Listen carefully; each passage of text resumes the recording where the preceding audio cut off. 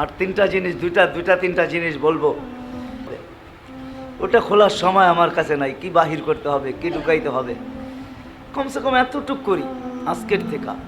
সবাই তিনটা জিনিসকে লাজেমি বানায় আনে। একটা হলো যত সাধ্য, যত না আমরা কাজ করি বটে, কিন্তু আমাদের মুখ ওই কাজ করে না যেই কাজ হাত করে। মুখটা খালিই থাকে সব সময়। হ্যাঁ, এই জন্য মুখের কাজ তিনটা। কাসরতে ইস্তেগফার, যত দুরূদ ইস্তেগফার পড়া যায়, যত ইস্তেগফার। আল্লাহ ওয়ালারা এটার হদ বলছেন কমসে কম 1000 বার, কমসে কম 1000 বার, কমসে কম 1000 বার কাসরতে ইস্তেগফার। শুধু আস্তাগফিরুল্লাহ বললেও চলবে, আস্তাগফিরুল্লাহ।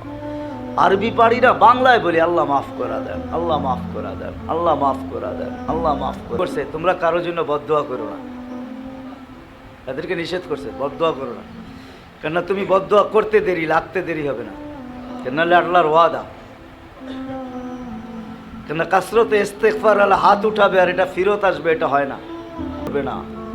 দুনিয়ার ব্যাপারে ক্লান্ত করবে না, ক্লান্ত করবে না। কাসরতে ইস্তেগফার মনে থাকবে।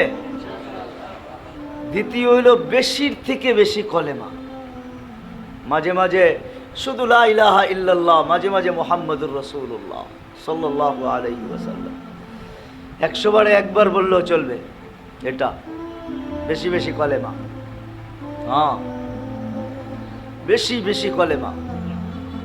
আর তৃতীয় হলো বেশি বেশি দুরূদ, আল্লাহুম্মা সাল্লি আলা মুহাম্মদ, এতটুকুই পড়ে। ওয়া আলিহি ওয়া বারাকা ওয়া সাল্লাম পড়তে পারলে আরো ভালো। দুরূদ পড়েন, বেশি বেশি দুরূদ, বেশি বেশি দুরূদ পড়ি। যত বেশি দুরূদ পড়ব, যত বেশি দুরূদ। আমি একটু আগেই বলতেছিলাম আল্লাহ বড় সহজ করছেন, সহজ সহজ সহজ সহজ। সহজ না করলে আল্লাহ আমাদের দিলের জ্বালা বুঝাইতেন না।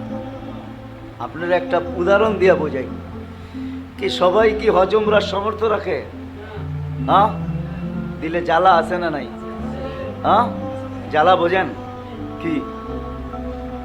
মক্কা মদিনা যাওয়ার জ্বালা, ঠিক না? হজমরার জ্বালা আছে না ভিতরে, কিন্তু মাল তো নাই। হ্যাঁ কি, এই জন্য কবি বানাই ফেলছেন কবিতা। আল্লাহ বাংলাদেশে গরিব কেন বানাইলা, মক্কা মদিনা দূর কেন করলা। যদি এটা উর্দুতে আর কি, আমি বাংলা তর্জমা করলাম। ইয়া ইলাহি মুঝে গরিব করনা क्यों है, বাংলা সে মুলকে মদিনা দূর করনা क्यों है। অভিযোগ করতেছে আল্লাহ আমারে গরিব কেন বানাইলা। গরিব না বানাইতা, মক্কা মদিনা কাছে কইরা দিতা তো পায়ে হেঁটে যেতাম। এটা তো বানাইছ, রাখছো বহুত দূরে, এটা কেন করলা? তাহলে কেমন জ্বালা ভিতরে, নাহলে কবিতা লিখবে তো লিখবে কেন? কবির বুকের জ্বালাই কিন্তু কবিতা হইয়া বাইরায়, ঠিক না? হ্যাঁ, আমাদের বুকে জ্বালা তো আছে, কিন্তু আল্লাহ কত সহজ করছেন দেখেন। জ্বালা মিটানোর জন্য ফজর নামাজের পরে বসা থাকো, 2 রাকাত পড়তে পড়তে দেরি, তোমার জ্বালা মেটাইতে দেরি করবো না। জ্বালা কি মিটাবেন? হজ উমরার সওয়াব দিমু।